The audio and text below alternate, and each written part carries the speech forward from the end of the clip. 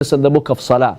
If the parent was negligent to the point where he did not care about his fasting and prayer, he did not pray, he made no effort to make them up, in fact he did not care, out of absolute negligence, then in this case many scholars have mentioned the eldest son does not have to make them up. The eldest son has to make them up if the parent was regretful for having all those missed obligations and they made an effort to do the qadhaa, but time didn't give, Allah didn't give them enough time and their time expired.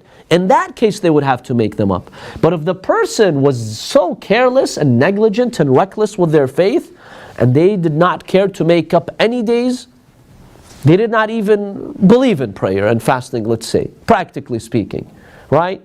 In that case the eldest son has no obligation here. So yes, even if the son was away, he has to make that effort to find out.